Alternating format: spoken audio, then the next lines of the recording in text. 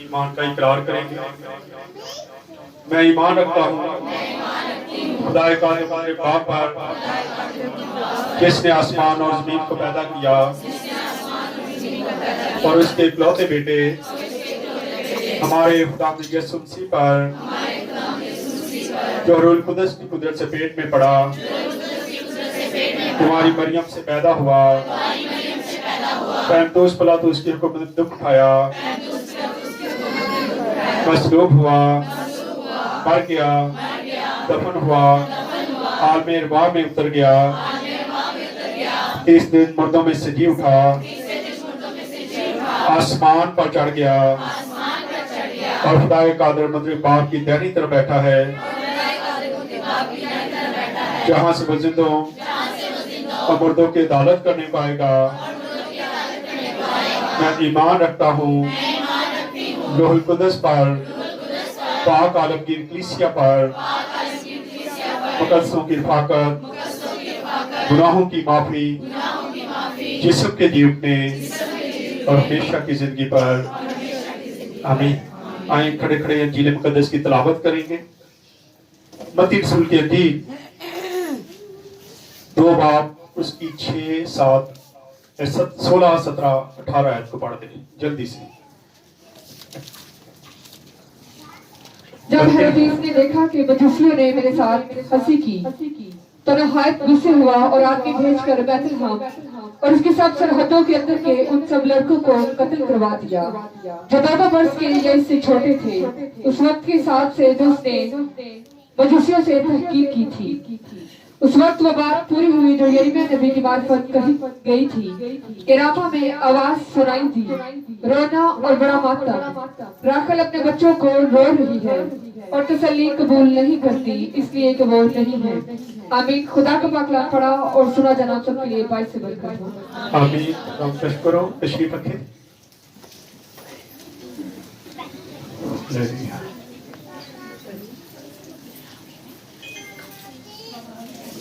खुदा यीशु मसीह के पुरफज़ल नाम में आप सबको सलाम।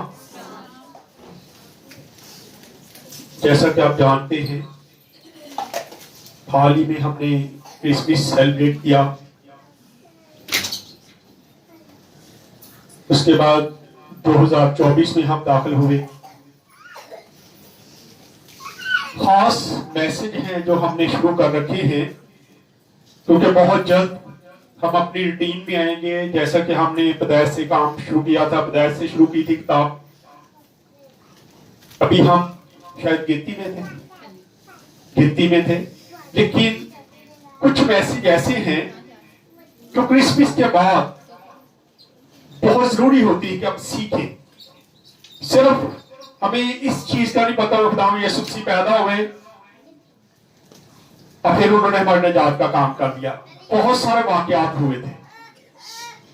पिछली बार हमने सीखा, क्योंकि ये सारी पेशगोइयां हैं जो बहुत सारे नबियों ने पेश की, बताया, उसी से पता चलता है कि बाइबल मुकद्दस एक सच्ची किताब है जिसकी सच्चाइयां आज तक जाहिर हो रही हैं। और हम बहुत सारी नबूवतों को, बहुत सारे नबिया और ये इकराम ने भी उनका जिक्र किया, हम उनको देखते हैं।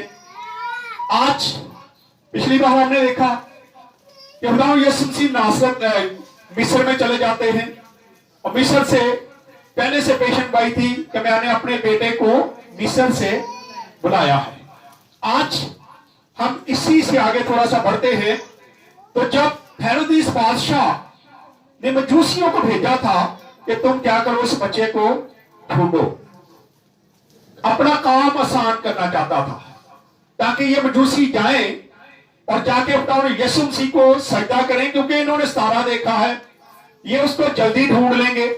इसलिए उसने बड़ी चालाकी से मजूसियों से कहा कि जाओ तुम उसको देखो, और जब वो तुम्हें मिल जाए तो मुझे भी आगे बताना, ताकि मैं भी उसको क्या करूं, सजदा करूं। लेकिन इसमें एक गहरी उसकी शरारत छुपी हुई थी। वो चाहता था कि वो मुझे बताएंगे और मैं आराम से जाके बताऊं यीशु मसीह को क्या करूंगा। लेकिन हमने वहां पे ये भी देखा था कि ये भी मैंने बताया था कि जब तक हम जमीन पे जब आते हैं तो जो जुम्मे खुदा ने हमारे काम लगा दिया है, जितनी देर हम वो पूरा ना कर ले हम वापस नहीं जा सकते। ये जेहन में रखें। कोई इंसान किसी भी मज़हब से तल्लुक रखता हो, अगर खुदा ने उसको जो काम देके भेजा है, जब तक वो पूरा नहीं करेगा वो वापस नहीं जा सकता। यहां हम देखते हैं कि बड़ी चालाकी से वो ये सारा काम करता है।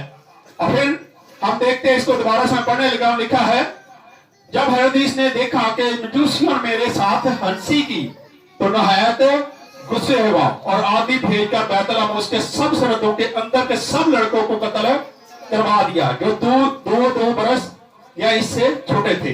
इस वक्त के हिसाब से जो उसने मजूसियों से तहकीक की थी। अब सबसे पहले उसने हिसाब लगाया कि मजूसी दूर दराज इलाके से आए हैं, पूरब से ये निकले और ये चलते चलते यहां पे आए हैं। ऊंटों पे सफर किया होगा या गधों पे सफर किया होगा, लेकिन ज्यादा ख्याल यही कि वो बादशाह थे, इसलिए वो ऊंटों पे थे। इसलिए वो सफर करते हुए उसने सफर का हिसाब लगाया कि कम से कम इनको 2 साल लग गए होंगे। इसलिए खुदावा यीशु मसीह उस वक्त 2 साल के हो चुके थे और अपनी मां के पास थे जब मजूसी वहां पे पहुंचते। लिखा है उस वक्त वो चरनी में नहीं थे, ना वो इस इलाके में थे, बल्कि वो अपने घर में नासरत में आ चुके थे और वहां पे वो अपनी मां के साथ था जब मजूसी जाके उसको क्या करते हैं, सजदा करते हैं। लेकिन इसके साथ साथ हम देखते हैं कि यहाँ पे हेरोदेस बादशाह 2 साल और उससे छोटे जितने भी बच्चे हैं उन सबको क्या कर देता है, कत्ल करवा देता है। लेकिन यहाँ पे बाइबल मुकद्दस कोई तादाद नहीं लिखती कि कितने बच्चे थे, कितने बच्चों को कत्ल किया गया, ये तादाद का कोई इल्म नहीं हमें। लेकिन कमोबेश अगर इसको इख्तिलाफ देखते, बहुत सारे जो मुसन्नफ है, कुछ ने कुछ तादाद लिखी है, किसी ने कुछ तादाद लिखी है, लेकिन एक मुसन्नफ इसकी दलील देता है कि वहां सिर्फ 26 से 27 बच्चे जो है वो कत्ल किए गए, क्योंकि इलाका छोटा था। क्योंकि हम जब इसकी पेशन गोई देखते हैं, आए पेशन गोई एक हुई बकाया नबी के सिफा में जब हम देखते हैं, लिखा है कि तो हजारों में शामिल होने के काबिल नहीं है। इसका मतलब वो इलाका छोटा था, वहां पे इतने ज्यादा बच्चे नहीं थे जिनको कत्ल किया गया, लेकिन तादाद नहीं लिखी जाती, इसलिए हम इसका कोई भी बता नहीं सकते कि कितने बच्चों को कत्ल किया गया है। लेकिन कमोबेश थोड़े ही बच्चे होंगे, क्योंकि बहुत ज्यादा बड़ा इलाका हो तो फिर ज्यादा बच्चे नजर आते हैं। लेकिन 2 साल और इससे छोटे बच्चों को हेरोदेस ने क्या कर दिया, कत्ल करवा दिया। और ये उसका गुस्सा था, ये उसका गुस्सा था मजूसियों के लिए। मजूसियों में गुस्सा आया कि मजूसी मेरे से हंसी करके चले गए, उन्होंने मेरा मजाक उड़ाया है, मैं बादशाह हूं, मैंने उनको कहा था कि वो जाके उसको मिले और फिर आके मुझे भी बताए ताकि मैं खुदा यीशु मसीह को जाके कत्ल कर दूं। ये गुस्से का इजहार करता है और गुस्से में आके उन तमाम बच्चों को कत्ल करवा देता जो उस वक्त वहां पे 2 साल या इससे छोटे थे। उन सबको क्या करवा देता है, कत्ल करवा देता है। और ये उसके गुस्से की इंतहा है, ये बच्चों को भी क्या करता है, मरवा देता है। एक खुदावा यीशु मसीह के लिए उसको कितने बच्चों को कत्ल कर, लेकिन खुदावा यीशु मसीह से खुदा ने काम लेना था, खुदा ने उसके जिम्मे काम लगा के भेजा था कि तूने जाके निजात का काम करना है, तूने सलीब पे चढ़ना है, तेरी पीठ पे कोड़े मारे जाएंगे, ये सारा कुछ उसको बताया गया था। इसलिए वो जब जमीन पे आता है तो बादशाह मरवाने की कोशिश करता है, लेकिन खुदा उसे पहले ही क्या देता है, तू बच्चे और इसकी मां को लेके कहां चले जा, मिस्र को भाग जा। वो मिस्र में चले गया, लेकिन हेरोदेस बादशाह वहां पे के बच्चों पे क्या करता है, अपना गुस्सा निकाल देता है। आज कई बार हम भी ऐसा ही कुछ बगैर किसी तहकीकात के किसी के साथ नाराजगी कर लेते हैं, किसी के साथ लड़ाई झगड़ा कर लेते हैं, क्योंकि हम किसी की तहकीकात نہیں کرتے. ہم کسی بات کو دیکھتے نہیں ہیں کہ ہوئی ہے یا نہیں ہوئی. یہاں پر ہم دیکھتے ہیں کہ ہیرودیس بادشاہ بھی ایسا ہی ایک کام کرتا ہے. اور اس کے بعد ہم جب دیکھتے ہیں آگے اس نے کیا کیا, اس کی آگے والی آیت کو جب پڑھتے ہیں تو لکھا ہے اس وقت وہ بات پوری ہوئی جو یرمیہ نبی کی معرفت کہی گئی تھی. اب یرمیہ نبی کی معرفت جو بات کہی گئی تھی وہ دیکھ لیتے. پہلے نکال لیں یرمیہ 31 باب اور اس کی 15 ہے, 820 نمبر پیج ہے. یہ خداوند یسوع مسیح سے تقریباً 600 سال پہلے, خداوند یسوع مسیح کے پیدائش سے 600 سال پہلے یرمیہ نبی نے اپنے صحیفے میں یہ سارا کچھ لکھ دیا تھا. پڑھیں جی. خداوند یوں فرماتا ہے کہ راما میں ایک آواز سنائی, راما میں ایک آواز سنائی دیتی ہے, نوحہ اور زار زار رونا, نوحہ اور زار زار رونا. ہاں جی. راحیل اپنے بچوں کو رو رہی ہے, راحل اپنے بچوں کو کیا ہے, رو رہی ہے. راحل اپنے بچوں کو رو رہی ہے. ہاں جی. وہ اپنے بچوں کی بابت تسلی پذیر نہیں ہوتی, وہ اپنے بچوں کی بابت تسلی پذیر نہیں ہوتی. کیوں؟ کیونکہ وہ نہیں ہے. کیونکہ وہ نہیں ہے. اب کیسی گہری بات ہے اس میں کہ یرمیہ نبی پیشن گوئی کرتا ہے کہ راحل کیا ہے, رو رہی ہے بچوں کے لیے اور پھر تسلی نہیں پاتی. آئیں ذرا اگر اس کو ہم دیکھیں, راحل کو مرے ہوئے تقریباً 1000 سال ہو چکا تھا. تقریباً 1000 سال پہلے راحل تو مر چکی تھی, لیکن اب وہ کیسے رو رہی ہے؟ آئیں ذرا نکالیں میرے ساتھ پیدائش کی کتاب 35 باب اور اس کی 19 آیت, کیونکہ یہ پیشن گوئی ہے. پیشن گوئی میں یرمیہ نبی نے پیشن گوئی کی, لیکن راحل اس سے پہلے مر چکی ہے. ہاں جی پڑھیں. اور راحل مر گئی اور افرات یعنی بیت لحم کے راستہ میں دفن ہوئی. اب یہ کہاں پہ دفن کی گئی ہے؟ بیت لحم کے راستہ میں, جہاں پہ یسوع مسیح کی پیدائش ہوئی تھی, جہاں پہ بچوں کا قتل عام کیا گیا. جب یہ راستے میں جا رہے تھے تو اس وقت راحل جو ہے وہ وفات پا جاتی ہے اور مر جاتی ہے. اسی راستے میں اس کو کیا کر دیا جاتا ہے, دفن. پڑھ دے ذرا اس کو صحیح طریقے سے. اور راحل مر گئی اور افرات یعنی بیت لحم کے راستہ میں دفن ہوئی, اور یعقوب نے اس کی قبر پر ایک ستون کھڑا کر دیا. راحل کی قبر کا یہ ستون آج تک موجود ہے. آج تک کیا ہے, موجود ہے. اب ہم دیکھتے ہیں کہ راحل کو مرے ہوئے کتنا عرصہ ہو گیا, لیکن راحل کے بارے میں لکھا ہے, یرمیہ نبی پیشن گوئی کرتا ہے کہ راحل اپنے بچوں کے لیے رو رہی ہے اور تسلی نہیں پاتی. آئیں یہ علاقہ کون سا تھا یہ بھی ذرا دیکھ لیں. مکیا نبی کا صحیفہ 5 باب اس کی 2 آیت کو پڑھ دیں. 956 نمبر پیج ہے, 5 کی 2. لیکن اے بیت لحم افراتا, اے بیت لحم افراتا, اگرچہ تو یہودا کے ہزاروں میں شامل ہونے کے لیے چھوٹا ہے, تو بھی تجھ میں سے ایک شخص نکلے گا. اب یہاں پہ افراتا کا ذکر آتا ہے, بیت لحم کا ذکر آتا ہے, تو کیا ہے, چھوٹا ہے. اس لیے میں نے کہا کہ یہاں پہ اختلاف پایا جاتا ہے, بچوں کی کوئی تعداد کا نہیں اتنا بڑا نظر آتا, کیونکہ یہ چھوٹا سا علاقہ ہے. یہاں ہم دیکھتے کہ اس حوالے میں دوبارہ سے پڑھ دیں اس کو, کلیئر ہوتا ہے کہ راحل کہاں پہ دفن ہے. ہم نے ابھی اوپر جب پڑھا ہے تو لکھا ہے کہ وہ راستے میں, بیت لحم کے راستے میں افراتا میں کیا ہے, دفن کی گئی ہے. ہاں یہاں پہ کلیئر پڑھے.